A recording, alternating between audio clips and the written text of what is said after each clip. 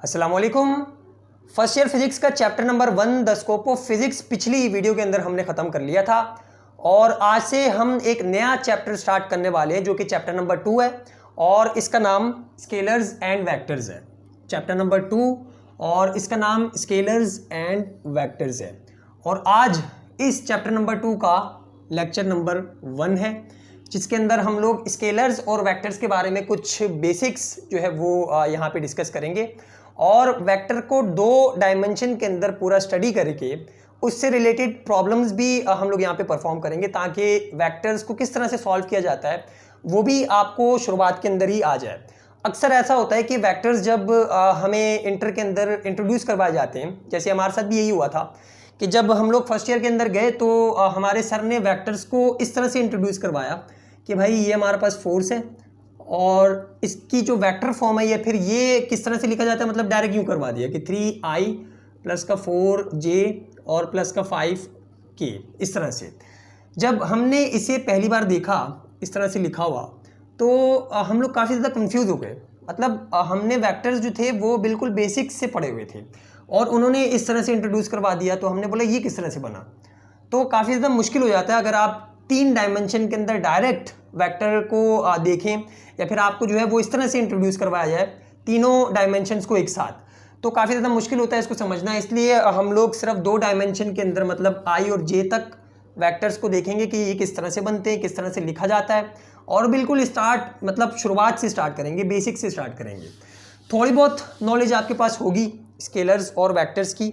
बाकी इसके अंदर जो एक और बात कि जो आपकी बुक के अंदर टॉपिक्स हैं वो थोड़े से मिक्स हुए हुए हैं, मतलब आगे पीछे हुए हुए हैं और हमने क्या करना है कि हम अपने तरीके से इसको लेके चलेंगे।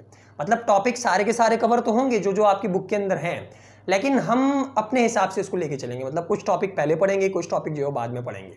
आज की इस वीडियो के अंदर जो आपका टॉपिक बुक के अंदर 2.1 और 2.2 है वो तो ख़त्म हो जाएगा।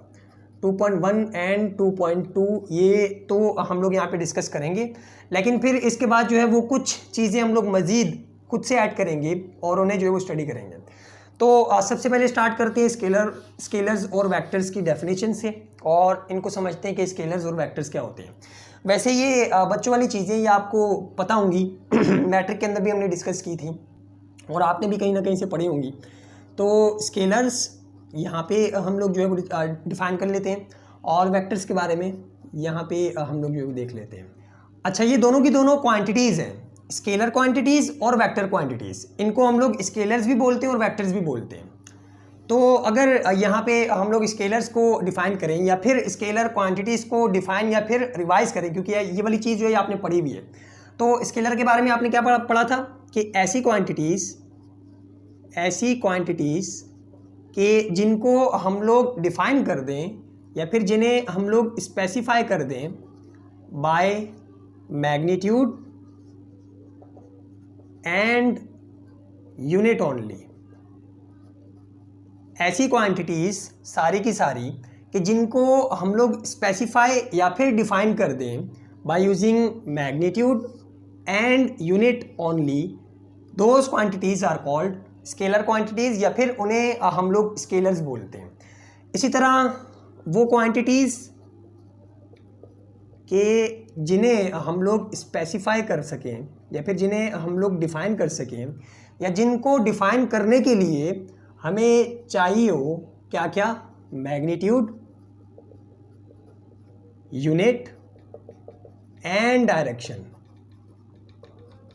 ऐसी क्वांटिटीज़ को हम लोग वेक्टर्स या फिर वेक्टर क्वांटिटीज़ बोलते हैं। ऐसी चीज़ों को हम लोग वेक्टर्स या फिर वेक्टर क्वांटिटीज़ बोलते हैं कि जिनको स्पेसिफाई करने के लिए, जिनको डिफ़ाइन करने के लिए आपको किस किस चीज़ की ज़रूरत पड़े मैग्नीट्यूड की, यूनिट की और साथ ही साथ डायरेक्शन की। आपको डायरेक्शन की भी अगर ज़रूरत पड़ रही है तो वो जो आपके पास क्वांटिटी है वो वेक्टर क्वांटिटी के अंदर आएगी या फिर उसे हम लोग वेक्टर्स बोलेंगे। अच्छा, अब यहाँ पे अगर हम लोग एग्जांपल लें स्केलर की भी और वेक्टर की भी, तो स्केलर क्वांटिटीज़ के अंदर आपके पास सबसे पहले तो हम लोगों ने क्या पढ़ा था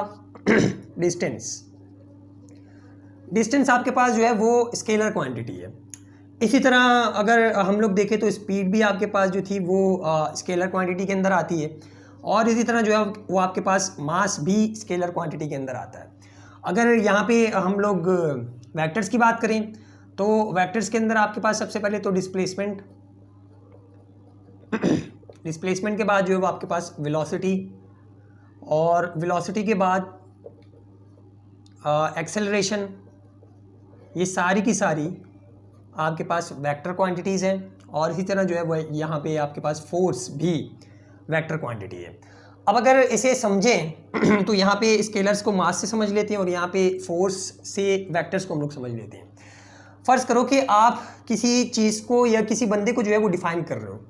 आप किसी बंदे के पास गए, या फिर इस तरह से एग्जांपल हमने मैट्रिक के अंदर भी ली थी और यहाँ पे भी लेते हैं कि आप किसी स्टोर के ऊपर गए या फिर किसी बंदे के सामने खड़े हैं और आपको उससे जो है वो चीनी चाहिए, आटा चाहिए या फिर कोई सी भी चीज़ चाहिए, तो आपने मतलब मास चाहिए, आपको उससे मास चाहिए, तो आपने उसको बोला कि मुझे 5 kg शुगर दे दो, 5 kg शुगर दे दो, 5 kg शुगर।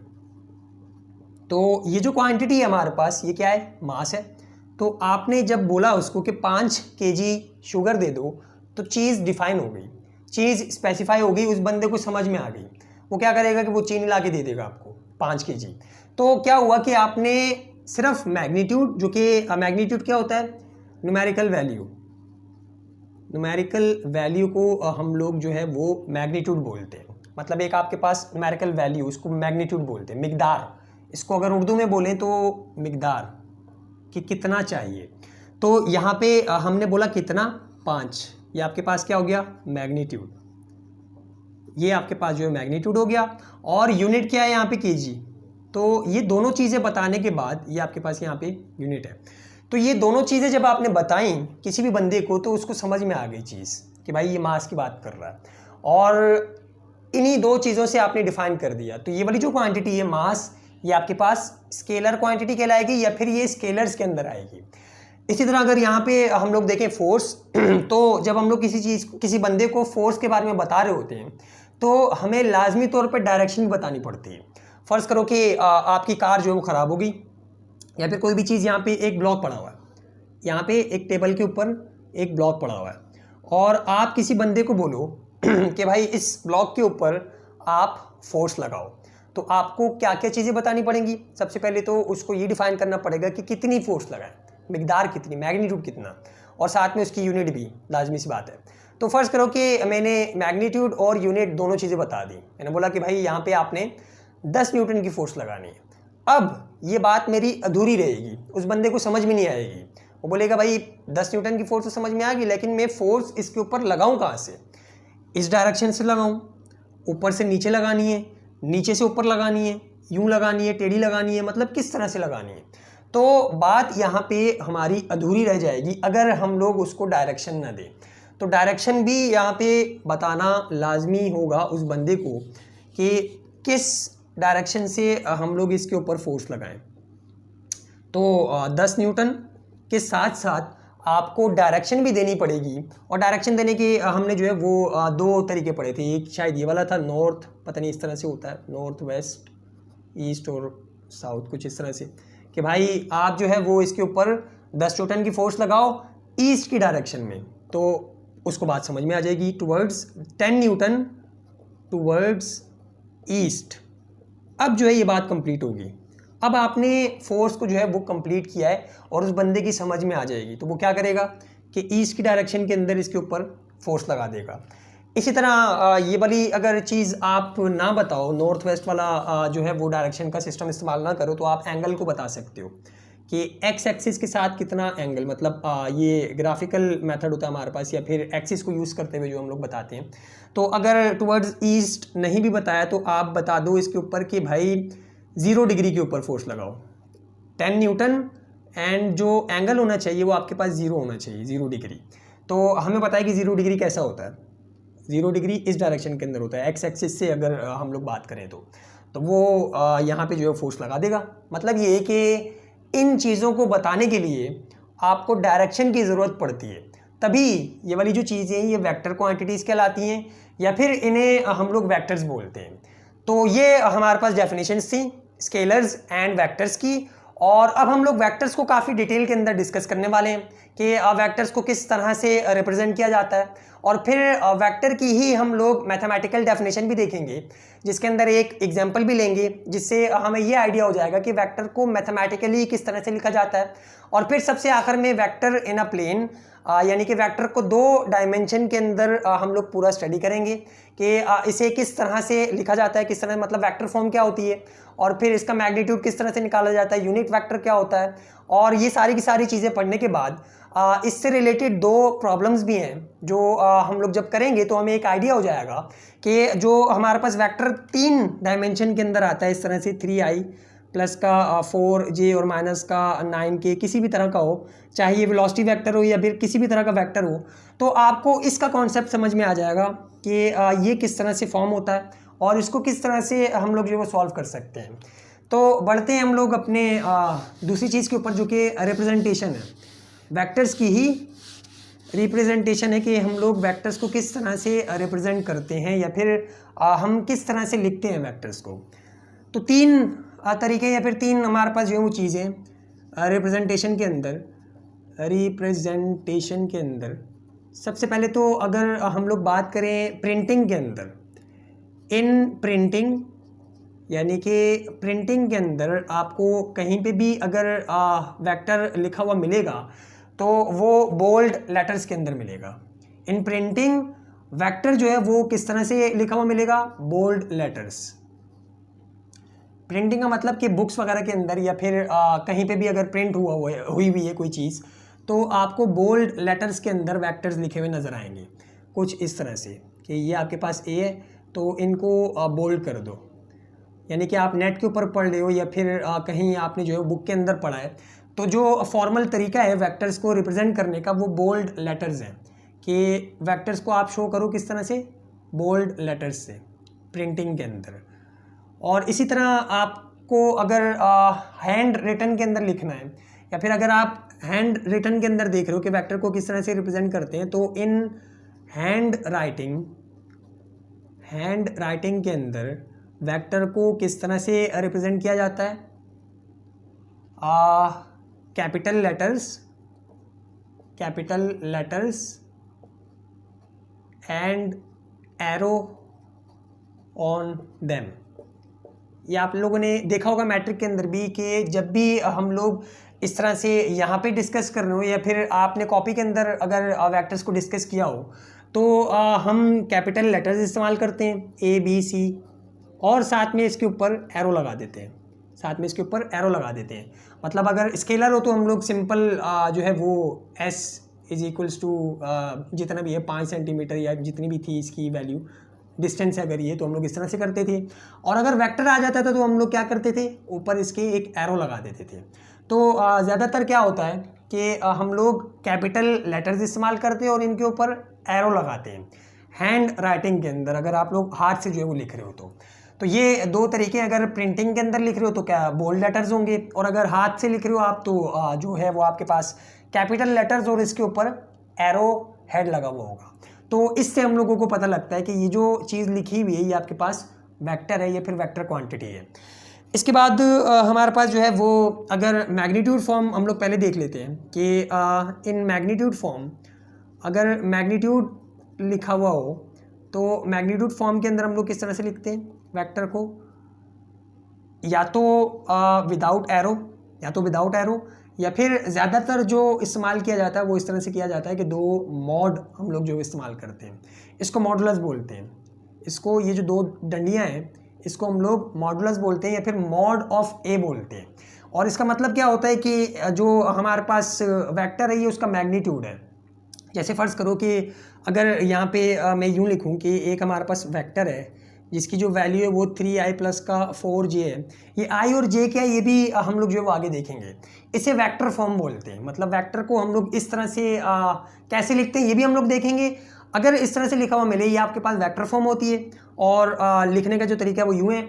और अगर आपको यूँ लिखा हुआ मिले कि यूँ, तो ये आपके पास मैग्नीट्यूड कहलाएगा और इसकी वैल्यू कुछ भी होगी 9, 5 न्यूमेरिकल कोई वैल्यू होगी, उस साथ में कुछ एक यूनिट होगी।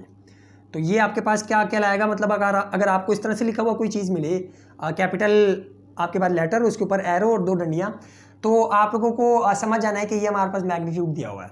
या फिर अगर ये दोनों ना भी हों तो मैग्नीट्यूड को हम लोग इस तरह से भी लिख सकते हैं। लेकिन अगर आपके पास एरो, हेड और कैपिटल लेटर है तो वो आपको वेक्टर फॉर्म बताएगा। मतलब वो वाली जो चीज़ दी हुई होगी आपको, वो वेक्टर फॉर्म के अंदर दी हुई होगी। और ये क्या चीज़ें ये हम लोग आगे जो है वो क्लियर करेंगे, अभी सिर्फ हम लोग जो है एग्जाम्पल ले रहे हैं। अच्छा, सबसे आखिरी चीज़ और जो एक इम्पॉर्टेंट चीज़ भी है जो हमने मैट्रिक के अंदर भी डिस्कस की थी, वो क्या थी कि ग्राफिकली या फिर ग्राफिकल रिप्रेजेंटेशन भी बोलते हैं इसको, ग्राफिकल रिप्रेजेंटेशन। और इसके 2 तरीके हमने जो है मैट्रिक के अंदर डिस्कस किए थे और दोनों हम लोग जो है यहाँ पे रिवाइज कर लेते हैं। पहला तरीका कौन सा था? वही नॉर्थ, वेस्ट, ईस्ट, साउथ वाला। ये पता नहीं किस तरह से होता है। नॉर्थ शायद यहाँ होता है, वेस्ट देख लेना आप लोग, नॉर्थ, वेस्ट, ईस्ट और यहाँ पे साउथ। सिर्फ समझने के लिए हम लोग कर रहे हैं, अगर गलती भी होगी तो कोई मसला नहीं है। तो अगर हमें वेक्टर को ग्राफिकली शो करना हो तो या एक तो हम लोग इस चीज़ का इस्तेमाल करते हैं। फ़र्ज़ करो कि वही फोर्स दी हुई है आपको 5 न्यूटन की और आपको बोला जा रहा है कि जो ये वेक्टर है हमारे पास फोर्स का, ये वेस्ट और ईस्ट के दरमियान है, मतलब या फिर ईस्ट की तरफ है, टुवर्ड्स ईस्ट है, टुवर्ड्स ईस्ट। तो इसको हम लोग किस तरह से जो है वो ड्रॉ करेंगे? इसको देखते हुए हम वेक्टर को सिंपली यूँ ड्रॉ कर देंगे। और अगर बोला जाए कि ईस्ट नहीं है बल्कि वेस्ट और ईस्ट के दरमियान है, वेस्ट एंड ईस्ट के दरमियान है, तो आप किस तरह से शो करोगे?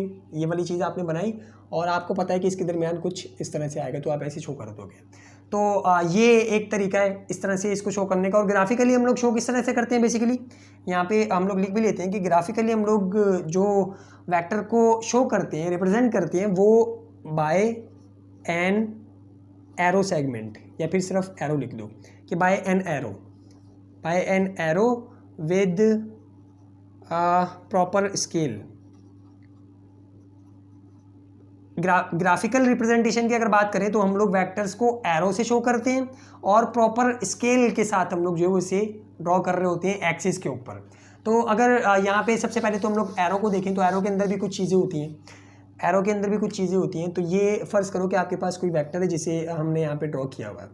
तो इसके अंदर क्या क्या चीज़ें समझने की, सबसे पहले तो यहाँ पे इसका कुछ एक ये वाला पॉइंट है और एक ये वाला पॉइंट है, इसे नाम दे दो P और इसे नाम दे दो Q।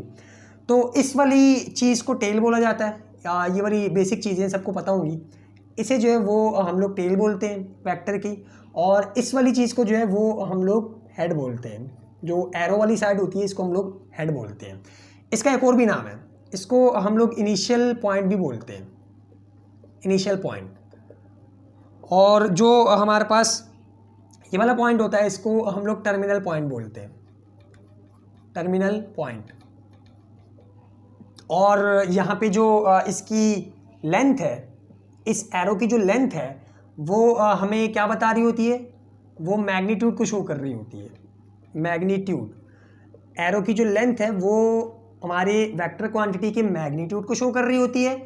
और एरो का जो ये हेड है, एरो का जो ये वाला हेड है, ये हमारे पास शो कर रहा होता है डायरेक्शन को, ये शो कर रहा होता है डायरेक्शन को। लेंथ मैग्नीट्यूड को कैसे शो कर रही होती है? फ़र्ज़ करो कि यहाँ पे अगर लिखा हुआ है कि 2 न्यूटन की फोर्स है, तो ये जो वेक्टर बनेगा आपके पास ये काफ़ी छोटा बनेगा। और साथ में अगर डायरेक्शन भी बताई हुई है कि एंगल जो है वो आपके पास 30 डिग्री है, तो आप इसको किस तरह से शो करोगे? ये भी हमने वहाँ पे तरीका देखा हुआ था कि फ़र्ज़ करो कि ये आपके पास एक ब्लॉक है और इसके ऊपर यूँ जो है वो एक फ़ोर्स लग रही है, यूँ जो है वो एक फ़ोर्स लग रही है। आपने बचपन में भी किया होगा कि किसी ट्रक के आगे इस तरह से रस्सी बांधते थे हम लोग और उसको इस तरह से खींचते थे, तो वो बेसिकली फोर्स ही लग रही होती थी उसके ऊपर। तो अगर इस फोर्स को, इस वेक्टर क्वांटिटी को हम लोग ड्रॉ करें ग्राफिकली, तो किस तरह से ड्रॉ करेंगे? हम लोग एक्सिस का इस्तेमाल करते हैं। एक तो नॉर्थ, वेस्ट और ईस्ट और साउथ वाला मेथड था, और एक जो है वो हम लोग एक्सिस का इस्तेमाल करते हैं। और एक्सिस का इस्तेमाल करके किस तरह से ड्रॉ करते हैं वो भी हम लोग यहाँ पे देख लेते हैं। हमें पता है कि हमारे पास 2 एक्सिस होते हैं, हमने 2 एक्सिस पढ़े, एक एक्स और एक वाई। और यहाँ पे फर्स्ट ईयर के अंदर आपके पास एक और एक्सिस भी जो है वो इंट्रोड्यूस होगा जिसे हम लोग जेड एक्सिस बोलते हैं। और वो कुछ इस तरह से होगा, मतलब यूँ बाहर निकल रहा होगा, यहाँ से यूँ। 3 एक्सिस के बारे में आपने तो पहले भी सुना होगा, क्या पता।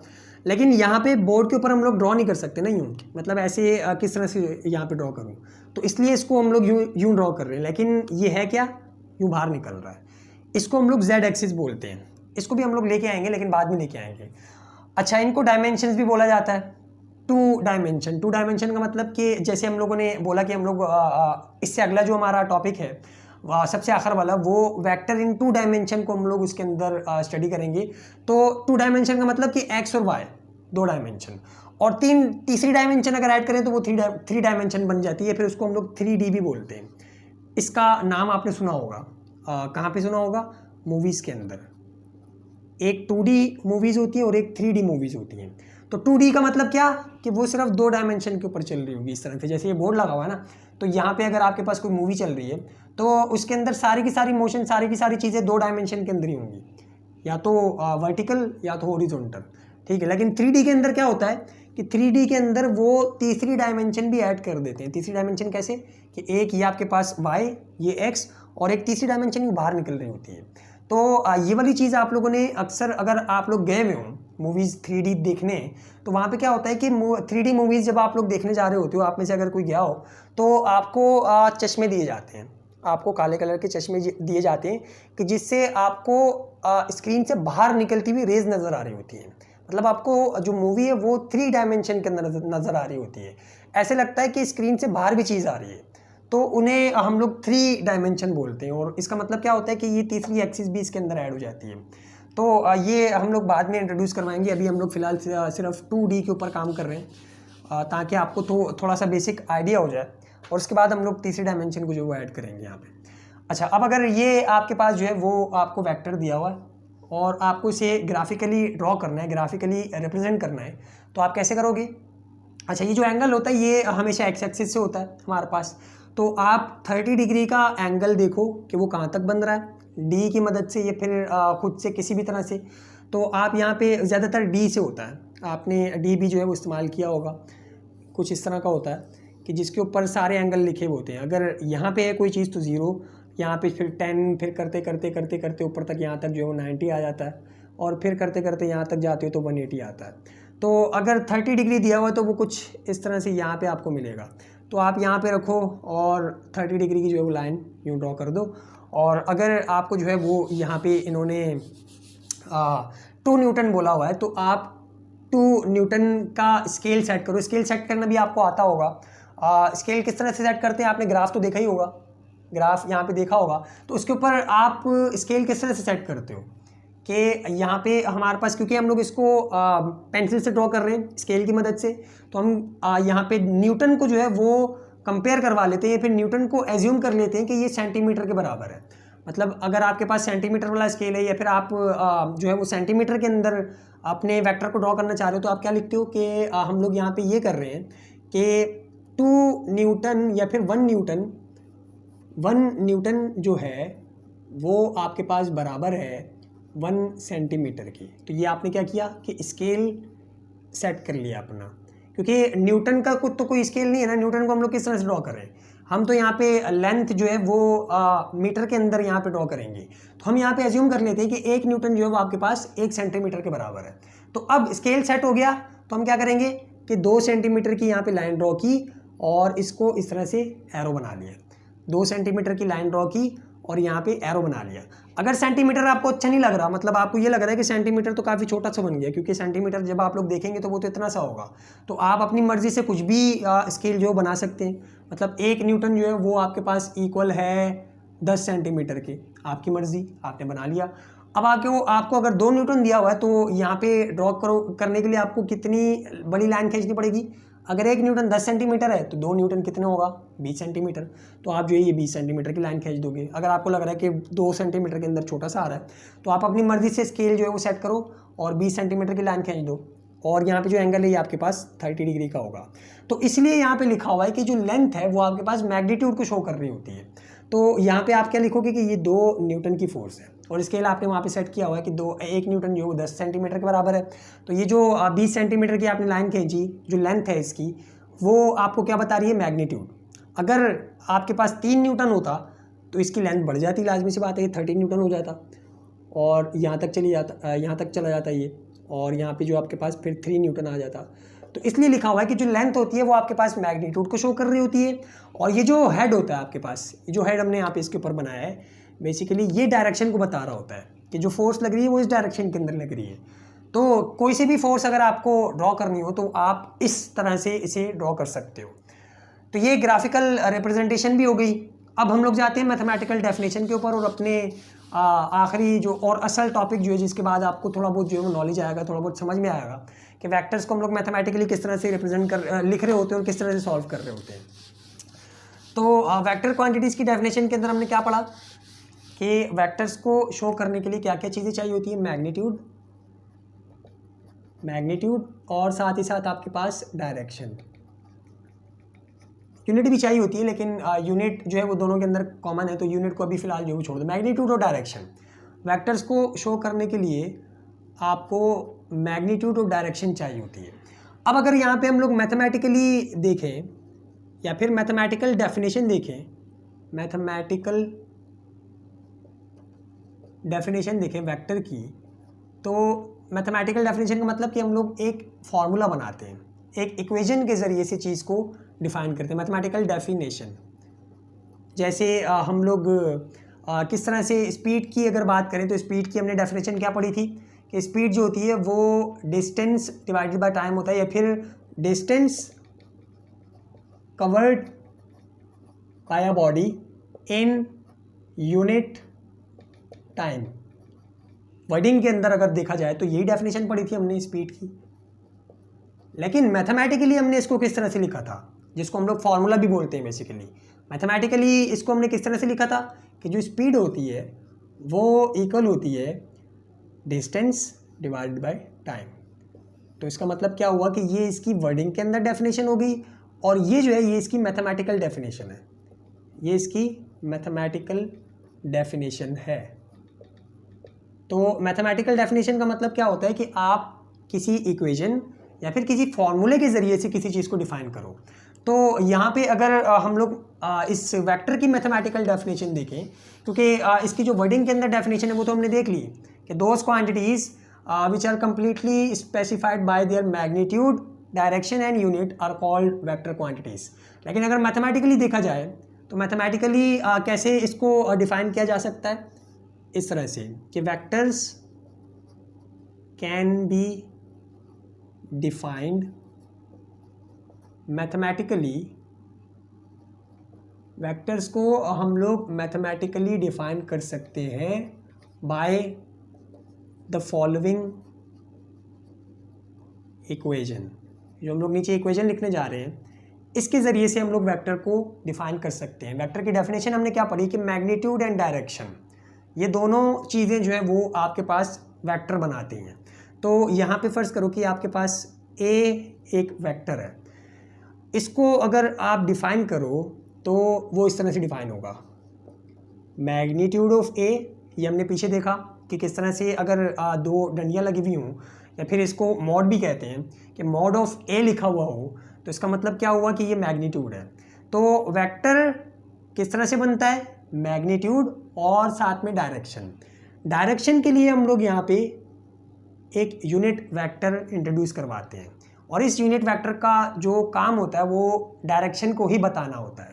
तो ये आपके पास मैथमेटिकल डेफिनेशन है। इस तरह से आप वेक्टर को आसानी से याद कर सकते हो।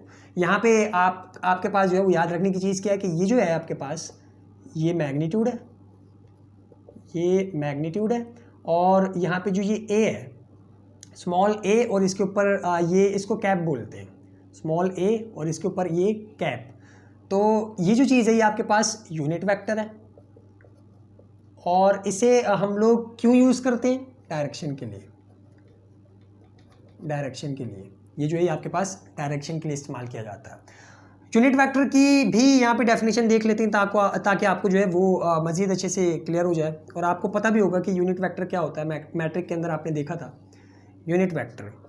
अच्छा, यूनिट वेक्टर की अगर डेफिनेशन की बात करें तो यूनिट वेक्टर आपके पास क्या होता है, अ वेक्टर whose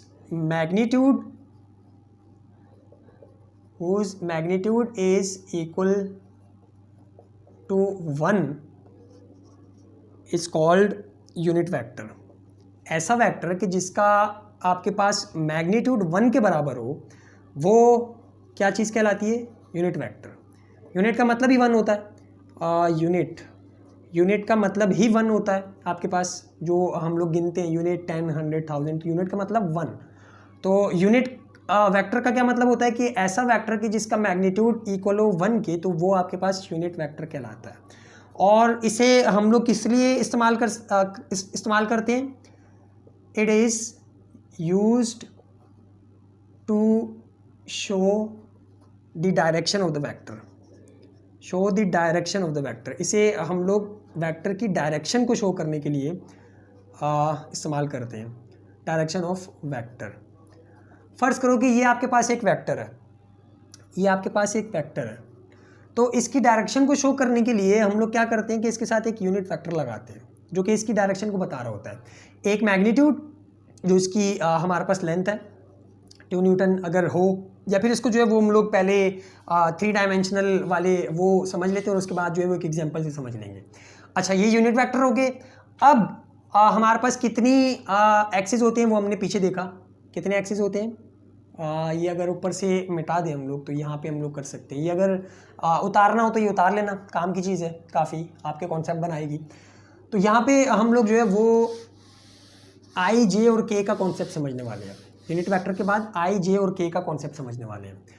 अगर यहाँ पे हम लोग एक्सिस बनाएं वाई, एक्स और जेड, ये आपके पास जो है वो एक्स एक्सिस है, ये आपके पास जो है वो वाई एक्सिस है, और ये जो है आपके पास जेड एक्सिस है। और ये जेड एक्सिस यूँ है, मतलब यहाँ से यूँ बाहर निकल रहा है, लेकिन इसको हम लोग ड्रॉ नहीं कर सकते, इसलिए 2D के ऊपर 3D बनाना काफ़ी ज़्यादा मुश्किल होता है। तो इसलिए हम लोग क्या कर रहे हैं कि इसको इस तरह से बना रहे हैं कि ये ऐसे लगे कि ये यूँ है। इसको हम लोग तभी यूँ बना रहे हैं, मतलब असल में ये यूँ बाहर आ रहा है, लेकिन ड्रॉ इस तरह से किया हुआ है कि आपको लगे कि ये ऐसे है, और इसी तरह से ड्रॉ होगा ये। अच्छा, ये हमारे पास जो है वो 3 म्यूचुअली परपेंडिकुलर जो है वो एक्सिस है। म्यूचुअली परपेंडिकुलर का मतलब कि इसके दरमियान जो एंगल है वो भी 90 है, इसके दरमियान और इसके दरमियान जो एंगल है वो भी 90 है, इसके दरमियान और इसके दरमियान जो एंगल है वो भी 90 है। अगर यहाँ पे मैं यूँ रखूँ तो तब आपको ज़्यादा आसानी से जो है वो समझ में आएगा। अगर यहाँ पे आप देखें तो एंगल 90 है, इसका और इसका एंगल देखें तो वो 90 है, और तीनों के दरमियान जो आपस में एंगल है वो आपके पास 90 डिग्री का एंगल होगा, इसलिए इसे हम लोग म्यूचुअली परपेंडिकुलर एक्सिस भी बोलते हैं। अच्छा, अब यहाँ पे अगर हम लोग देखें तो इन थ्री डायमेंशनल या फिर इन 3 डायमेंशन, इसको हम लोग 3 डायमेंशन भी बोलते हैं, 3 एक्सिस भी बोलते हैं, जो आपकी मर्जी जो भी बोलो।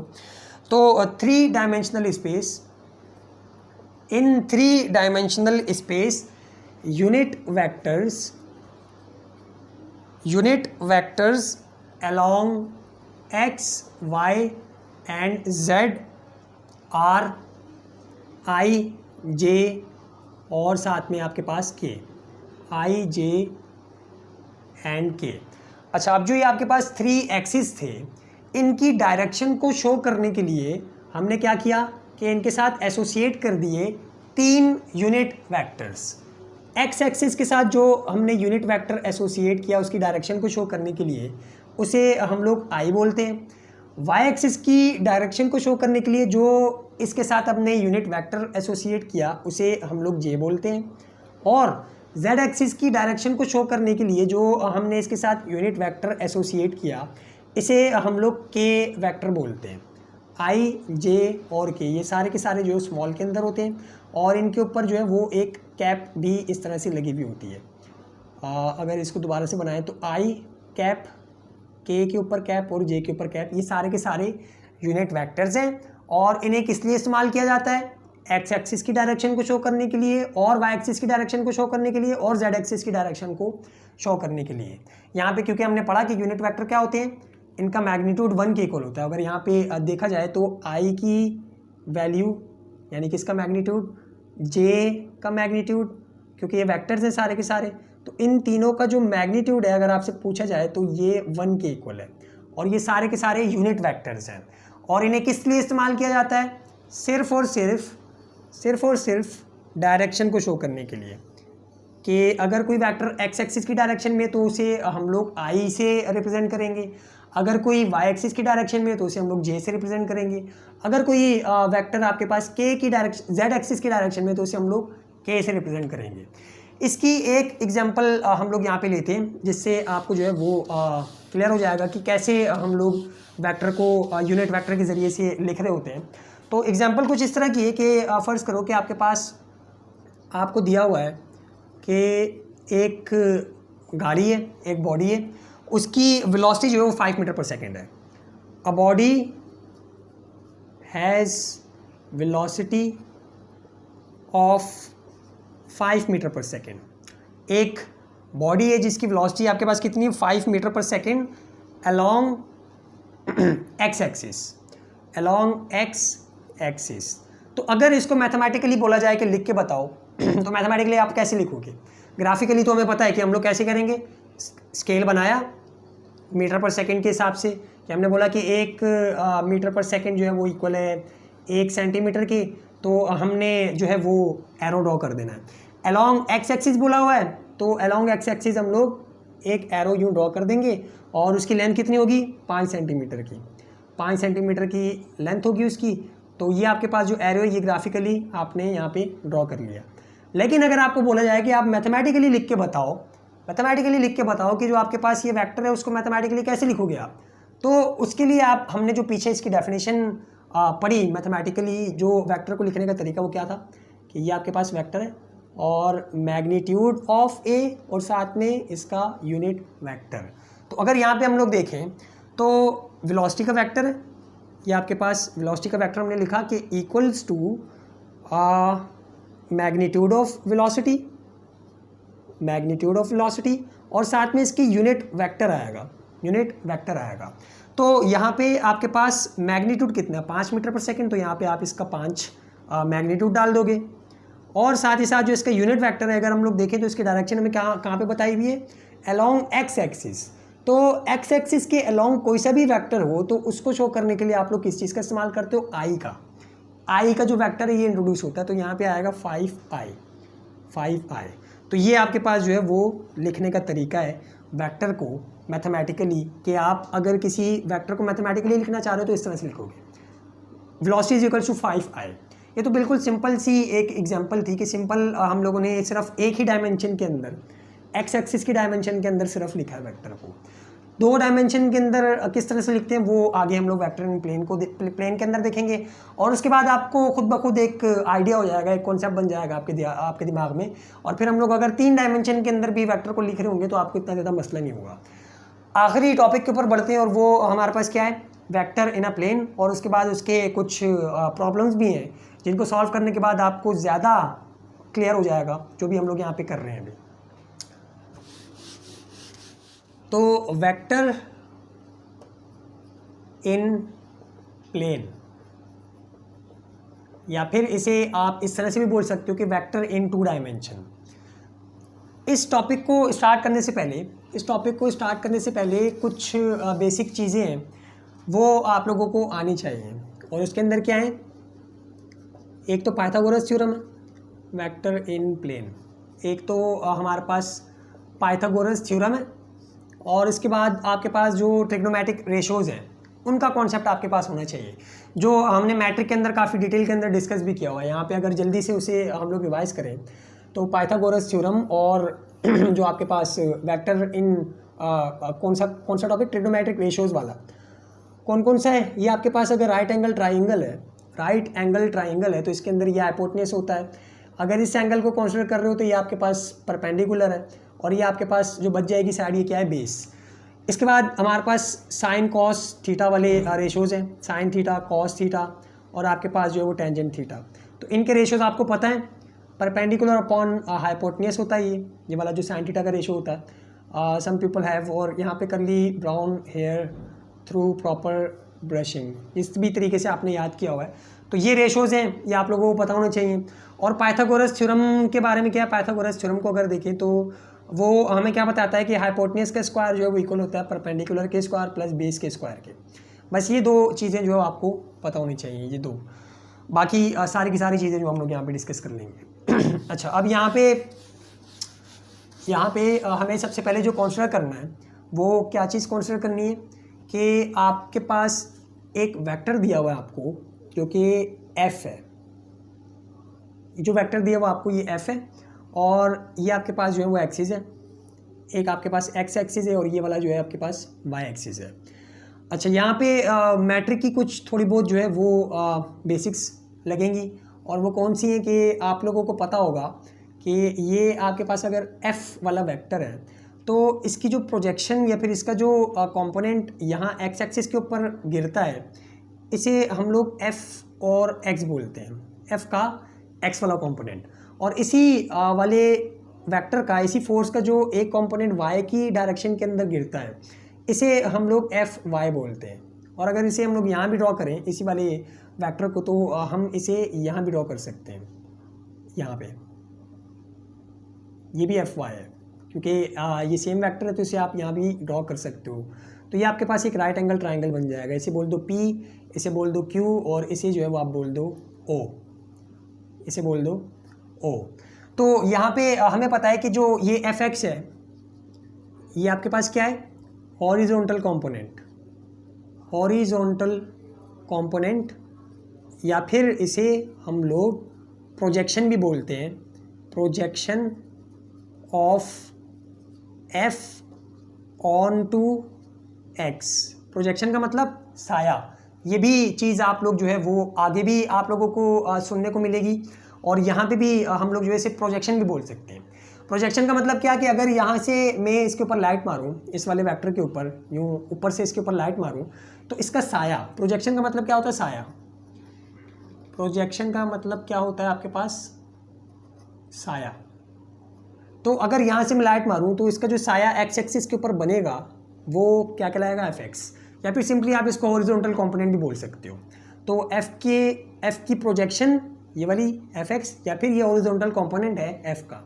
इसी तरह अगर यहाँ पे हम एफ वाई की बात करें तो ये क्या होगा, ये वर्टिकल कंपोनेंट होगा, वर्टिकल कंपोनेंट, या फिर इसे हम लोग प्रोजेक्शन भी बोल सकते हैं of F, projection of F on to Y, on to Y axis, on to X axis, और यहाँ पे ऑन टू वाई एक्सिस। कि अगर यहाँ से हम लोग लाइट मारें तो इसका जो प्रोजेक्शन यहाँ पे वाई एक्सिस के ऊपर बनेगा, इसे हम लोग एफ वाई बोलते हैं, या फिर सिंपली इसे जो है वो हम लोग वाई वाला कंपोनेंट बोलते हैं इस फोर्स का, या फिर वर्टिकल कंपोनेंट बोलते हैं। ये चीज़ें बेसिक्स हैं, ये आपने जो है मैट्रिक के अंदर भी पढ़ी हुई है, और इतना ज़्यादा इसके अंदर कोई समझने की चीज़ नहीं है, मतलब अभी तक हमने कोई नया काम नहीं किया। अच्छा, अब यहाँ पे अगर हम लोग फिगर के ऊपर गौर करें इस फिगर के ऊपर गौर करें तो आपने हेड टू टेल रूल तो पढ़ा ही होगा। Head to tail rule, head to tail rule हमें क्या बताता था कि एक वेक्टर ड्रॉ करो, और दूसरा वेक्टर अगर आपने यूँ ड्रॉ किया हुआ है, एक वेक्टर की हेड के ऊपर दूसरे वेक्टर की आपने टेल रखी हुई है, तो ये दोनों आपस में इस तरह से ऐड होंगे, कुछ इस तरह से, मतलब ये जो नया वेक्टर आएगा आपके पास रिजल्टेंट वेक्टर आएगा, या ये वाला जो वेक्टर कहलाएगा ये रिजल्टेंट वेक्टर कहलाएगा। मतलब अब अगर आपके पास दो वेक्टर्स हैं, एक यूँ है और एक जो वो आपके पास यूँ है, तो आप इन दोनों को ऐड कर सकते हो। ये वेक्टर अगर ए है, ये वेक्टर बी है, तो आप इन दोनों को ऐड कर सकते हो। कैसे कि फर्स्ट वेक्टर ड्रॉ करो और सेकंड वेक्टर की टेल फर्स्ट वाले के हेड के ऊपर ड्रॉ करो, और उसको एज इट इज़ मतलब डायरेक्शन सेम रख के इस तरह से ड्रॉ कर दो, और फिर पहले वाले की टेल से लेकर दूसरे वाले की हेड तक आप एक जो है वो नया वेक्टर ड्रॉ करो, जिसे आप लोग रिजल्टेंट वेक्टर बोलते हो। ये सारी चीज़ें भी जो है वो बच्चों वाली है, मैट्रिक वाली हैं। तो इस तरीके से ये ऐड हो जाता है, मतलब ये अगर ए है, ये अगर बी है, इसका मतलब क्या होगा, R is equals to A plus B. A और बी को आपने ऐड किया तो आपको रिजल्टेंट वेक्टर मिला, जिसे हम लोग आर बोल लें। तो ये चीज़ भी आपने जो है वो मैट्रिक के अंदर पढ़ी हुई है, हेड टू टेल रूल बोलते हैं इसको। तो अगर हम लोग फिगर के ऊपर गौर करें, इस वाली फिगर के ऊपर गौर करें, तो इन दिस फिगर, इस फिगर के अंदर हमें क्या देखने को मिलता है कि जो आपके पास ये ओ पी वाला वेक्टर है, या फिर ये जो ओ पी वाली चीज़ है, ये किसके बराबर है, P Q plus Q O, P Q plus Q O. ये जो आपके पास वेक्टर है या फिर ये वाली जो चीज़ है, ये बराबर है इसको और इसको ऐड करने से, हेड टू टेल रूल के जरिए, कि मतलब इसको और इसको ऐड किया तो आपके पास ये वाला वेक्टर आया। और अगर इसके अंदर वैल्यूज डालें तो पी ओ या फिर ओ पी आपके पास क्या है, फोर्स, ये वाला वेक्टर। और अगर इसको देखें पी क्यू वाले को, तो ये आपके पास क्या है, एफ एक्स वाला वेक्टर, और इसी तरह प्लस क्यू ओ वाला जो वेक्टर है आपके पास क्या है, एफ वाई वाला वेक्टर। तो ये सारी की सारी चीज़ें जो हमने यहाँ पे ऐड कर दी। अच्छा, अब अगर देखें हम लोग तो हमने पीछे क्या पढ़ा कि एक्स और वाई को, वाई की डायरेक्शन को शो करने के लिए हम लोग क्या करते हैं, एक्स और वाई की डायरेक्शन को शो करने के लिए हम लोग क्या करते हैं, एक्स के लिए आई का इस्तेमाल करते हैं यूनिट वेक्टर, और वाई की डायरेक्शन को शो करने के लिए जे का इस्तेमाल करते हैं। तो ये वेक्टर है या फिर अगर हम लोग जो है वो यूँ देखें कि ये जो है ये हम लोग यहाँ पे मैग्नीट्यूड ले रहे हैं, ये अगर हम लोग यहाँ पे मैग्नीट्यूड ले रहे हैं तो इसके साथ आई और जे ऐड हो जाएगा, इसके साथ आई और जे ऐड हो जाएगा। एफ जो हमारे पास वेक्टर होगा वो किस तरह से लिखा जाएगा, मैग्नीट्यूड ऑफ एफ एक्स वाला वेक्टर, साथ में इसकी आई, और प्लस मैग्नीट्यूड ऑफ वाई वाला वेक्टर, और साथ में इसके जे। तो ये जो फॉर्म होती है हमारे पास, इसे हम लोग वेक्टर फॉर्म बोलते हैं, इसे हम लोग वेक्टर फॉर्म बोलते हैं कि आपने वेक्टर, आपने जो ये वाला वेक्टर था उसको मैथमेटिकल फॉर्म के अंदर या फिर वेक्टर फॉर्म के अंदर लिख दिया। तो ये आपके पास एक तरीका है वेक्टर फॉर्म के अंदर लिखने का, या फिर ये आपके पास जो है वो पहली चीज़ है जो आप लोगों ने समझनी है, जो 2 डायमेंशन के अंदर हमने देखी है। फ़र्ज़ करो कि आपके पास जो एक ये वाला वेक्टर है ये 5 न्यूटन दिया हुआ है, और एक ये वाला जो वेक्टर है ये आपको 2 न्यूटन दिया हुआ है, ठीक है। तो आपसे बोला जा रहा है कि जो आपके पास एफ वाला वेक्टर है इसे लिख के बताओ, इसे वेक्टर फॉर्म के अंदर लिख के बताओ। तो आप कैसे लिखोगे, F is equals to X वाला जो आपके पास वेक्टर है 5i, और प्लस वाई वाला जो वेक्टर है वो आपके पास 2j। तो ये आपने वेक्टर फॉर्म के अंदर लिख दिया वेक्टर को। ये आपके पास एक चीज़ आ गई, अभी हमारे पास ये जो है ये एक चीज़ आ गई। अच्छा, अब अगर दूसरी चीज़ के ऊपर जाएँ तो दूसरी चीज़ जो है वो हमारे पास यूनिट वेक्टर है। अगर देखा जाए कि आपसे पूछा जाए कि बताओ, चलो इसका यूनिट वेक्टर जो था एफ एक्स वाले का वो आई था, इसका जो था वो तो जे था। अब ये जो एफ है इसका यूनिट वेक्टर क्या होगा, ये जो आपके पास ये वाला इन दोनों के दरमियान आ गया है। यहाँ पे तो पता है कि एक्स एक्सिस की डायरेक्शन के अंदर कोई वेक्टर होगा तो आई, वाई एक्सिस की डायरेक्शन के अंदर जो होगा वो तो जे, लेकिन इन दोनों के दरमियान आ जाए तो इसका यूनिट वेक्टर कैसे निकलेगा। तो इसका यूनिट वेक्टर आपके पास कैसे निकलेगा वो हम लोग यहाँ पे अभी देखने वाले हैं। यहाँ पे लिख देते हैं कि हम यूनिट वेक्टर अगर निकालें एफ़ का तो वो कैसे निकलेगा, यूनिट वेक्टर ऑफ एफ़। तो यूनिट वेक्टर ऑफ एफ़ निकालने के लिए 2 तरीके हैं, दोनों तरीके हम लोग यहाँ पे जो है वो देख लेते हैं। पहला तरीका क्या है कि हमें पता है कि एफ एक्स की जो वैल्यू वो कैसे निकलती है, एफ एक्स की जो वैल्यू वो कैसे निकलती है, अगर इसको खोलें तो F sine theta, F cos theta, बल्कि यहाँ पे एफ कॉस थीटा, बच्चों वाली चीज़ें आपने उसके अंदर पढ़ी होगी, हम इसकी डिटेल के अंदर नहीं जा रहे। और इसी तरह एफ वाई को देखें तो एफ वाई आपके पास क्या आता था, एफ साइन थीटा। तो ये दोनों चीज़ें आप लोगों ने जो पहले पढ़ी होंगी। और अगर यहाँ पे इस वाली इक्वेशन के अंदर हम लोग ये डालें, इस वाली इक्वेशन के अंदर ये जो आपके पास फर्स्ट इक्वेशन थी, क्योंकि इसके अंदर हमने वेक्टर लिए थे ना, यहाँ पे हमने मैग्नीट्यूड के अंदर चेंज किया था। तो अगर इस फर्स्ट वाली इक्वेशन के अंदर डालें इन दोनों की वैल्यूज़, तो ये हमारे पास क्या बन जाएंगी, एफ इज इक्वल्स टू आपके पास F cos theta, F X की जगह पे एफ कॉस थीटा, और साथ में आई जो कि यूनिट वेक्टर था इसका, क्योंकि ये मैग्नीट्यूड बन गया। हमारे पास एफ एक्स का जो मैग्नीट्यूड है वो कैसे आता है, इसी तरह से आता है। फिर प्लस का आपके पास एफ साइन थीटा, और साथ में जे जो कि वाई एक्सिस की डायरेक्शन को शो कर रहा है। तो यहाँ से अगर हम लोग देखें तो हमारे पास एफ दोनों के अंदर कॉमन आ रहा है, एफ यहाँ पे हम लोग कॉमन ले लेंगे। तो ब्रैकेट के अंदर क्या बचेगा, कॉस थीटा आई और प्लस का साइन थीटा और साथ में जे। अब ये एक इक्वेशन बन गई हमारे पास, इसको बोल दो कि ये इक्वेशन नंबर 2 है। और अगर हम लोग मैथमेटिकल डेफिनेशन देखें वेक्टर की, तो वेक्टर की मैथमेटिकल डेफिनेशन क्या होगी, मैग्नीट्यूड ऑफ एफ और साथ में एफ का यूनिट वेक्टर, यहाँ पे ए बोल दो या एफ से रिप्रेजेंट करो यूनिट वेक्टर को, जो कि इसका होगा, इसकी डायरेक्शन के अंदर जो होगा वेक्टर, आप कुछ भी लगा सकते हो यहाँ पे। अच्छा, अब हमें ये वाला यूनिट वेक्टर चाहिए, तो ये हमारे पास जो है इक्वेशन नंबर 3 हो गई। अगर इन दोनों को हम लोग कंपेयर करवाएं तो लेफ्ट हैंड साइड पे यहाँ पे दोनों एफ वाले वेक्टर हैं, और ये जो है आपके पास मैग्नीट्यूड होगा फोर्स का। हमने पीछे देखा कि मैग्नीट्यूड को हम लोग 2 तरीक़ों से लिख सकते हैं, या तो बगैर इसके, और एक जो है वो आप यूँ भी लिख सकते हो। तो आप इसके ऊपर भी ये डाल दो तो कोई मसला नहीं है, ये इसका मैग्नीट्यूड है। तो ये दोनों चीज़ें भी हमारे पास जो है वो कंपेयर हो रही हैं। अच्छा, यूनिट वेक्टर की जगह पे यहाँ पे क्या आ रहा है, लेफ्ट हैंड साइड पे वेक्टर की जगह पे वेक्टर, मैग्नीट्यूड की जगह पे मैग्नीट्यूड, और यूनिट वेक्टर की जगह पे क्या आ रहा है, ये वाली चीज़। तो इसका मतलब कि जो यूनिट वेक्टर होगा वो इसके बराबर होगा cos थीटा आई और प्लस का साइन थीटा जे। इसका मतलब क्या हुआ कि यूनिट वेक्टर ऑफ एफ अगर आपने निकालना है तो आप इस फॉर्मूले से निकाल सकते हो कि, और इसके अंदर आपको क्या क्या चीज़ें पता होनी चाहिए, थीटा, इसके अंदर आपको थीटा लाजमी तौर पे पता होना चाहिए, तब आप इसका जो है वो यूनिट वेक्टर निकाल पाओगे। एक तरीका ये है, एक फार्मूला आपके पास यूनिट वेक्टर निकालने का ये, और एक आसान तरीका, ये आसान फार्मूला जो ज़्यादातर इस्तेमाल भी होता है, आप लोगों ने यही वाला जो है वो जहन में रखना है। वो कौन सा है कि अगर इस इक्वेशन को हम लोग लें f is equals to magnitude of f और साथ में यूनिट वेक्टर, ये वाला f का यूनिट वेक्टर, तो अगर यूनिट वेक्टर निकालना है तो ये यहाँ पे लाके डिवाइड कर दो, तो vector divided by its magnitude, vector divided by its magnitude is equals to unit vector.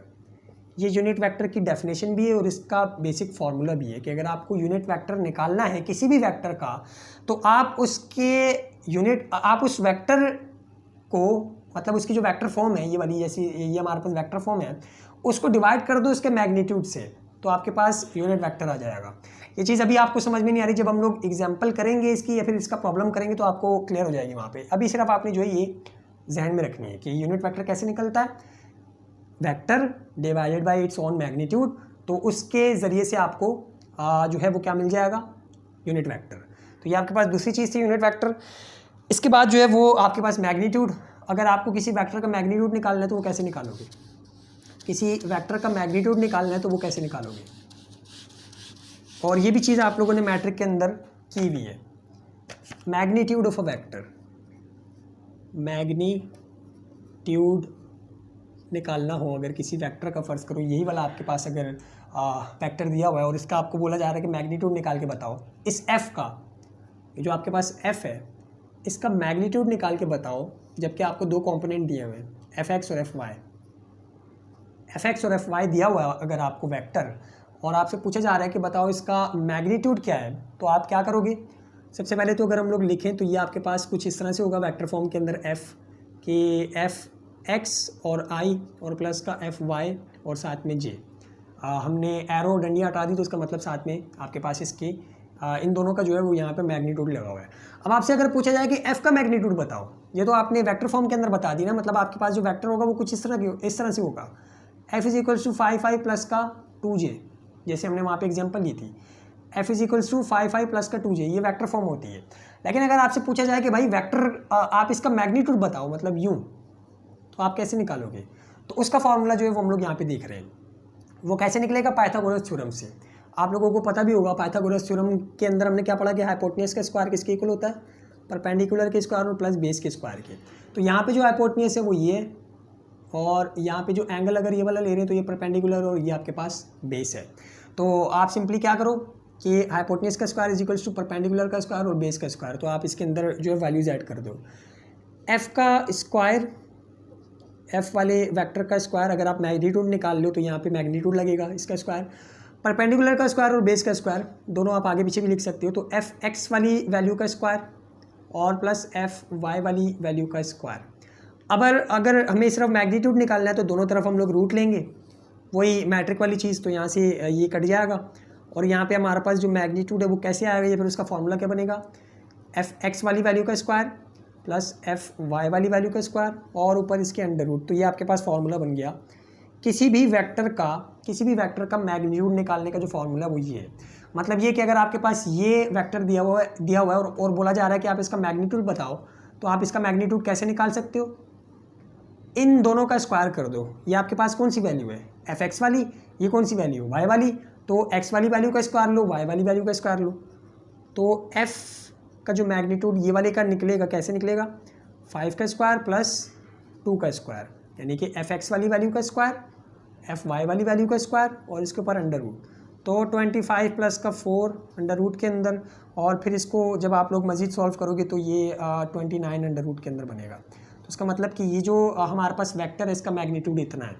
तो बस ये आपके पास जो है मैग्नीट्यूड निकालने का फॉर्मूला सिंपल क्या करना है, आपने एक्स वाली वैल्यू का स्क्वायर लेना है, वाई वाली वैल्यू का स्क्वायर लेना है और उसको अंडर रूट के अंदर डाल देना, तो आपके पास एक जो है वो मैग्नीट्यूड निकल के आ जाएगा किसी भी वेक्टर का। अच्छा, अब मैग्नीट्यूड के बाद जो है वो आपके पास डायरेक्शन है। मैग्नीट्यूड के बाद आपके पास जो डायरेक्शन है इन द फॉर्म ऑफ थीटा, ये वाली जो डायरेक्शन है ये इन the form of unit vector है। और एक और तरीके से भी हम लोग डायरेक्शन बता सकते हैं वेक्टर की, वो आपके पास थीटा है कि आप एंगल बता दो डायरेक्ट, और वो निकालना आप लोगों को आता है, सिंपल है काफ़ी। कैसे निकालते हैं, मैट्रिक के अंदर आपने जो वो देखा हुआ है, या उसका डायरेक्ट फार्मूला लिख देते हैं हम लोग, इसको सॉल्व करने की ज़रूरत नहीं है। ये theta is equals to tangent inverse F जो है वो आपके पास वाई और अपॉन में एफ एक्स, ये वाला फार्मूला तो आप लोगों ने पढ़ा ही होगा। तो सिंपली अगर आपको एंगल निकालना हो किसी वेक्टर का तो आप इस वाले फार्मूले से निकाल सकते हो। यहाँ पे लिख दो कि ये डायरेक्शन के लिए होता है, कि आपको डायरेक्शन अगर इन द फॉर्म ऑफ थीटा बतानी है तो आप ये वाला फार्मूला जो आप इस्तेमाल कर सकते हो। और इसके अंदर आपको दिया हुआ क्या क्या होगा, एफ एक्स वाला कॉम्पोनेंट और एफ वाई वाला कॉम्पोनेंट। और आपसे अगर पूछा जाए कि बताओ जो वेक्टर बनेगा एफ, इसकी डायरेक्शन क्या होगी इन द फॉर्म ऑफ एंगल, तो आप एंगल इस तरह से बता सकते हो। तो ये हमारे पास जो थे वो वेक्टर इन अ प्लेन के टॉपिक्स थे सारे के सारे। अब अगर इससे रिलेटेड हम लोग जो है वो प्रॉब्लम्स करें जो हमारे पास मौजूद हैं तो आपको ज़्यादा क्लियर हो जाएगा। मतलब सारी चीज़ें जितनी हमने पढ़ी अगर हम लोग अप्लाई करेंगे तो आपको थोड़ा सा नॉलेज हो जाएगा कि किस तरह से अप्लाई हो रही हैं ये चीज़ें। और इतने ज़्यादा मुश्किल नहीं है, वो प्रॉब्लम काफ़ी आसान से हैं। तो हम लोग देख लेते हैं कि कौन कौन से प्रॉब्लम है। सबसे पहला प्रॉब्लम आपको क्या बोला जा रहा है कि 10 न्यूटन की फोर्स है, एक फोर्स है जिसका मैग्नीट्यूड जो है वो आपके पास 10 न्यूटन है और वो 30 डिग्री के एंगल के ऊपर लग रही है विद हॉरिजॉन्टल। फाइंड करो इसके रेक्टेंगुलर कंपोनेंट्स। फाइंड करो इसके रेक्टेंगुलर कंपोनेंट्स। पहला प्रॉब्लम जो आपके प्रैक्टिस के लिए वो कौन सा है, ये सारी चीज़ें जो आपने लिखनी है, जितनी भी चीज़ें थी आपने नोट कर लेनी थी। तो पहला प्रॉब्लम क्या है कि आपको दी हुई है फोर्स 10 न्यूटन की और ये इसका मैग्नीट्यूड है।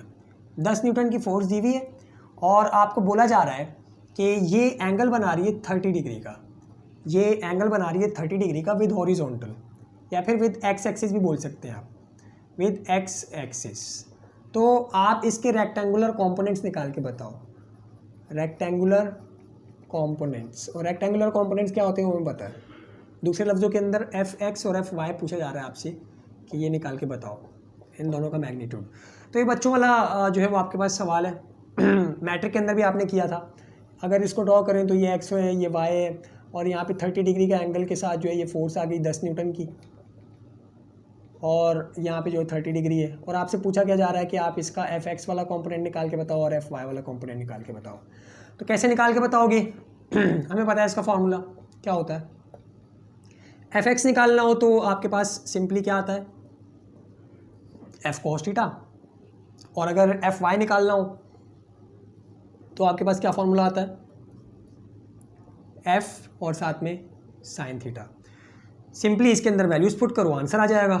एफ जो वो आपके पास 10 है और कॉस की जगह पे थीटा की जगह पे 30, और यहाँ पे जो आपके पास एफ वाई वाला जो है वो आपके पास क्या आएगा 10 और साथ में sine 30 is equals to 10 sine 30। और इसको जब आप लोग सॉल्व करोगे तो आपके पास जो है वो आंसर आ जाएंगे। कैलकुलेटर नहीं, आंसर क्या क्या आ रहे हैं। एक आपके पास एफ एक्स जो आएगा वो 8.66 न्यूटन आएगा, 8.66 न्यूटन आप करके देख लेना। और एक जो आपके पास ये एफ वाई वाला कंपोनेंट आएगा वो कितना आएगा, ये 5 न्यूटन आएगा, ये आपके पास 5 न्यूटन आएगा। तो ये आसान सा प्रॉब्लम था, इसके अंदर तो वो चीज़ें इस्तेमाल नहीं हुई जितनी हमने वहाँ पे डिस्कस की हैं, अगले वाले के अंदर इस्तेमाल होंगी।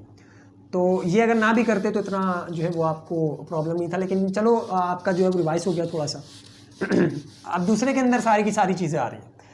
दूसरा वाला क्या प्रॉब्लम है दूसरा वाला आपको बोल रहे हैं कि हॉरिजॉन्टल और वर्टिकल कंपोनेंट एक वेलोसिटी वेक्टर के 8 मीटर पर सेकंड और जो है वो आपके पास 6 मीटर पर सेकंड है। वेलोसिटी वेक्टर का एक्स वाला कंपोनेंट जो है वो आपके पास 8 मीटर पर सेकंड और जो वाई वाला कंपोनेंट है वो 6 मीटर पर सेकंड है। ये दोनों चीज़ें दी हुई हैं आपको। हॉरिजॉन्टल एंड वर्टिकल कंपोनेंट कौन कौन से, 8 मीटर पर सेकंड और 6 मीटर पर सेकंड। अब आपसे पूछा क्या क्या जा रहा है, काफ़ी सारी चीज़ें पूछी जा रही हैं। पहली चीज़ जो आपसे पूछी जा रही है वो पूछी जा रही है कि आप बताओ इसका वेलोसिटी वेक्टर वेलोसिटी वेक्टर। दूसरी चीज़ जो आपसे पूछी जा रही है वो पूछी जा रही है कि आप बताओ magnitude of the velocity vector. Magnitude of velocity vector. तीसरी चीज जो आपसे पूछी जा रही है वो पूछी जा रही है कि unit vector as direction, unit vector as direction, क्या आप यूनिट वेक्टर बताओ in the form of direction, या फिर यूनिट वेक्टर डायरेक्शन ही होता है। और फिर सबसे आखिर में पूछा जा रहा है कि आप एंगल बताओ, एंगल एज अ डायरेक्शन। तो ये सारी की सारी चीज़ें जो है वो हमने थ्योरी के अंदर अभी थोड़ी देर पहले ही डिस्कस की वेक्टर इन अ प्लेन के टॉपिक के अंदर। तो यही सारी की सारी चीज़ें अभी आपने यहाँ पे अप्लाई करनी है। वैसे तो असूलन अगर देखा जाए तो ये आप लोगों को खुद करना चाहिए, लेकिन चूँकि काफ़ी ज़्यादा कन्फ्यूजन होगी तो इसलिए मैं यहाँ पे खुद से सॉल्व करवा रहा हूँ। अब अगर आपको एक्स और वाई वाले कॉम्पोनेंट दे दिए वेलोसिटी वेक्टर के तो यहाँ पे अगर हम लोग इसको ड्रॉ करें या फिर यहाँ पे ड्रॉ कर लो, तो ये आपको दिया हुआ है एक्स वाला कॉम्पोनेंट जो कि 8 मीटर पर सेकेंड है, वी एक्स 8 मीटर पर सेकेंड, और ये एक्स एक्सिस की डायरेक्शन के अंदर है। और यहाँ पे अगर देखा जाए तो वाई एक्सिस की डायरेक्शन के अंदर जो आपको कॉम्पोनेंट दिया हुआ है वी वाई, वो कितना है 6 मीटर पर सेकेंड। और आपसे पूछा क्या जा रहा है कि आप वेलोसिटी वेक्टर निकाल के बताओ, यानी कि मैथमेटिकल फॉर्म के अंदर लिख के बताओ इस वेलोसिटी वेक्टर को। और मैथमेटिकल फॉर्म कौन सी होती है, आई और जे की फॉर्म के अंदर, क्योंकि ये 2 डायमेंशन है तो 2 डायमेंशन के अंदर आपके पास आई और जे ही आएगा। मतलब आपसे वो वेक्टर फॉर्म पूछ रहे हैं इस वेलोसिटी, ये जो आपके पास रिजल्टेंट वेलोसिटी का वेक्टर है, बोल रहे हैं कि इसको वेक्टर फॉर्म के अंदर लिख के बताओ, यानी कि आई और जे की फॉर्म के अंदर लिख के बताओ।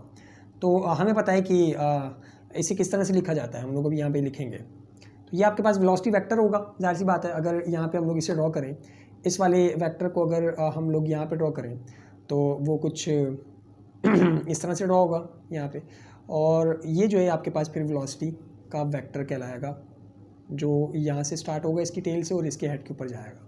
तो आपसे बोला जा रहा है कि इसका सबसे पहले तो आप क्या करो कि वेलोसिटी वेक्टर निकाल के बताओ, आई और जे की फॉर्म के अंदर लिख के बताओ इसको। फिर इसका मैग्नीट्यूड निकाल के बताओ, इसी वेक्टर का मैग्नीट्यूड निकाल के बताओ कि ये मैग्नीट्यूड के अंदर कितना होगा, यानी कि एक न्यूमेरिकल वैल्यू जैसे इसकी 8 मीटर पर सेकंड लिखी हुई, तो इसकी भी आप जो है मैग्नीट्यूड निकाल के बताओ। फिर इसके बाद आपसे पूछा जा रहा है कि जो इसका यूनिट वेक्टर है वी कैप, यहाँ पे जो यूनिट वेक्टर है इसका, ये निकाल के बताओ इसकी वैल्यू कितनी होगी, मतलब आई जे के की फॉर्म के अंदर ही। और साथ ही साथ आपसे पूछा जा रहा है कि डायरेक्शन के लिए आप एंगल भी निकाल के बताओ। तो सबसे पहले अगर हम लोग वेलोसिटी वेक्टर लिखें इसका, तो काफ़ी आसानी से हम लोग लिख सकते हैं।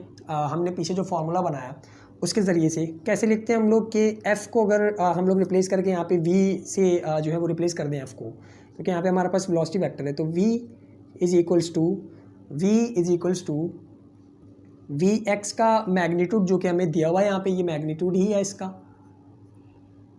और साथ में आई और प्लस वी वाई वाला मैग्नीट्यूड और इसके साथ जे।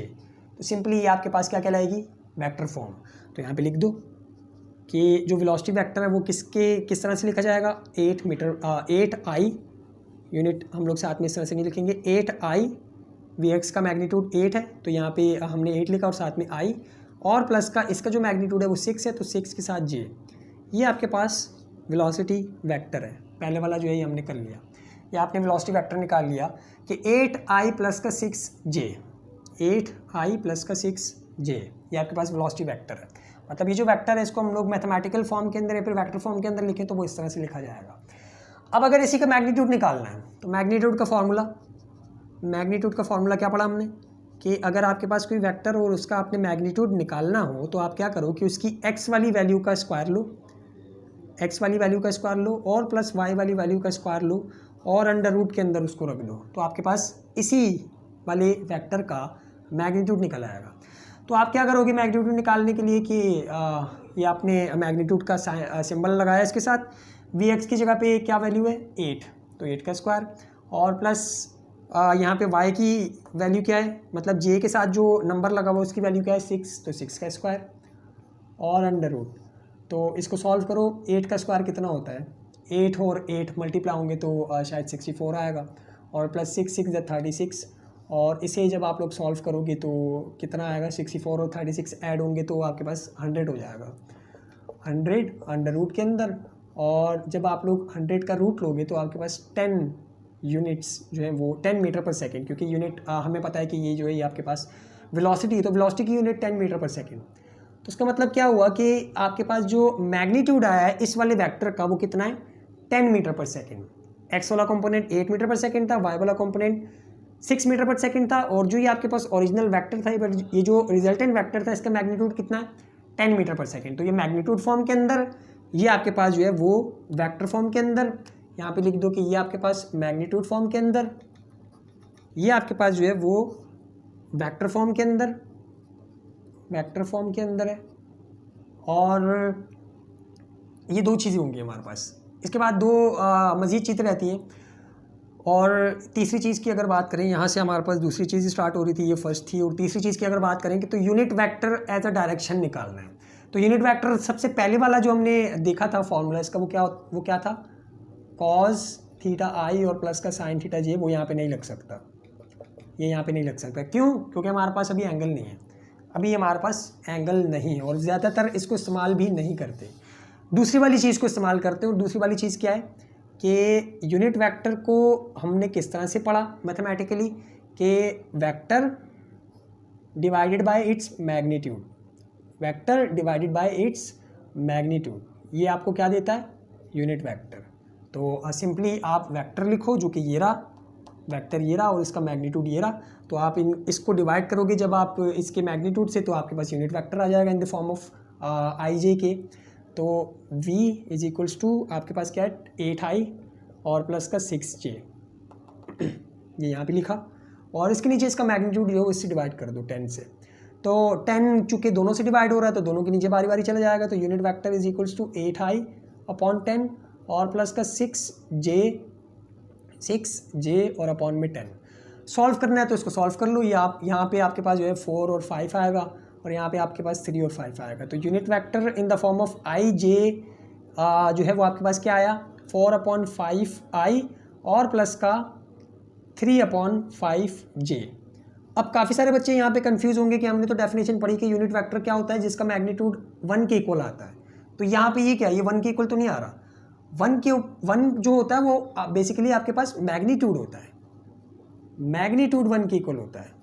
हमने क्या पढ़ा था, यूनिट वेक्टर का जो मैग्नीट्यूड होता है वो 1 के इक्वल होता है। ये मैग्नीट्यूड थोड़ी है, ये तो वेक्टर फॉर्म है, ये हमने यूनिट वेक्टर बताया है वेक्टर फॉर्म के अंदर, क्योंकि उन्होंने पूछा था एज अ डायरेक्शन बताओ आप, तो ये वेक्टर फॉर्म के अंदर है अभी हमारे पास यूनिट वेक्टर। अगर आपको चेक करना है कि इसका मैग्नीट्यूड 1 के इक्वल है या फिर नहीं, तो आप इसका मैग्नीट्यूड ले लो। आप इसका जब मैग्नीट्यूड लोगे तो ये आपके पास 1 के इक्वल लाजमी आएगा। मैग्नीट्यूड कैसे लोगे, इसी फॉर्मूले से, इस आई वाली वैल्यू का स्क्वायर लो, यानी कि एक्स वाली वैल्यू का स्क्वायर लो इस यूनिट वेक्टर की, और इस जे वाली वैल्यू का स्क्वायर लो, इनको सॉल्व करो तो आपके पास लाजमी तौर पे 1 आएगा। तो ये आपके पास जो है वो हमने तीसरा वाला भी सॉल्व कर लिया। अब सबसे आखिरी अगर देखें एंगल एज अ डायरेक्शन, तो एंगल आपको पता है कि वो तो आसानी से निकल आती है, उसके लिए इतनी जो है वो समझने की उसके अंदर कोई चीज़ नहीं है। कैसे कि डायरेक्ट फार्मूला लगाओ, एंगल जो होता है वो आपके पास टेंजेंट इनवर्स वी वाई और अपॉन में वी एक्स आ जाएगा। तो theta is equals to tangent inverse, ऊपर जो है वो आपके पास 6 और नीचे जो आपके पास 8। तो इसे जब आप लोग सॉल्व करोगे तो आपके पास मतलब टेंजेंट इनवर्स करके कैलकुलेटर के अंदर डायरेक्ट डालोगे तो आपके पास जो आंसर आएगा वो कितना आएगा आंसर जो आपके पास आ रहा है वो 36.86 डिग्री, 36, हाँ ठीक है 36.86 डिग्री कैलकुलेटर के अंदर डालना, तो आपके पास यही वाला आंसर आ जाएगा। और ये हमारे पास चौथी चीज़ थी, और हमने जितनी भी चीज़ें उन्होंने पूछी थी वो सारी की सारी सॉल्व कर ली। अभी आपको जो है वो थोड़ा सा अंदाज़ा हुआ होगा इसके बारे में, जितनी भी चीज़ें हमने पढ़ी। अगर थोड़ा बहुत भी समझ में आया तो बहुत है इतना, मतलब आगे जब हम लोग मज़ीद पढ़ेंगे तो आपको ज़्यादा क्लियर हो जाएगा उसके अंदर। तो आज के लिए इतना ही, मिलते हैं फिर अगली वीडियो में, तब तक के लिए अल्लाह हाफिज़।